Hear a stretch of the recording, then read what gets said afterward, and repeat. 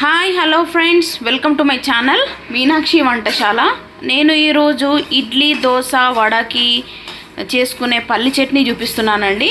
చాలా easy process. So కావాల్సిన ingredients చూద్దాము.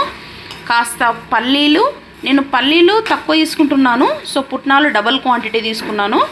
సో చూద్దాం ఇప్పుడు. పల్లీలు, పుట్నాలు, పచ్చిమిర్చి, కాస్త ఎండు కొబ్బరి స్లైసెస్ తీసుకున్నాను. ఒక పెద్ద సైజ్ టమాటో తీసుకున్నాను.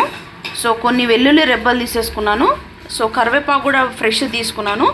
సో ముందుగా ఆయిల్ వేసేసి కాస్త 2 టేబుల్ స్పూన్స్ ఆయిల్ వేసేసి మనం పుట్నాలు, పల్లీలు వేయించుకోవాలండి. నెక్స్ట్ అవి తీసేసిన తర్వాత మిర్చి వేయించుకోవాలి. మిర్చి కాస్త స్మూత్ అయ్యాక టమాటోస్ వేయాలి. నెక్స్ట్ వెల్లుల్లి వేసేసుకోవాలి. నెక్స్ట్ ఇవన్నీ స్మూత్ అయ్యాక కరివేపాకు వేసుకోవాలి. సో ఇవన్నీ ఇలా ఫ్రై చేసేసుకొని చల్లారినాక గ్రైండ్ చేసేసుకొని పోపు పెట్టేసుకోవాలండి. పోపులో కాస్త ఒక బౌల్ తీసేసుకొని ఆయిల్ వేసేసి ఆవాలు, జీలకర్ర, మినప్పప్పు, కాస్త కరివేపాకు రెబ్బలు, కాస్త ఎండుమిర్చి వేసేసి కాస్త చిటికెడు పసుపు వేసి ఆ పోపు అనేది ఈ మనం గ్రైండ్ చేసుకున్న పల్లి చట్నీలో కలిపేసేసుకోవాలి. చాలా బాగుంటుంది.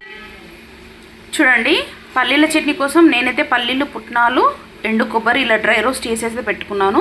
నెక్స్ట్ ముక్కుడు పెట్టేసేసుకొని ఇందులోనే పచ్చిమిర్చి, టమాటోస్, వెల్లుల్లి, కరివేపాకు, కాస్త మెంతులు యాడ్ చేసుకున్నానండి.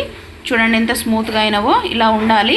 సో నేనైతే స్టవ్ ఆఫ్ చేసేసాను. ఇందులో కాస్త మెంతులు కూడా యాడ్ చేసేసుకున్నాను నేను.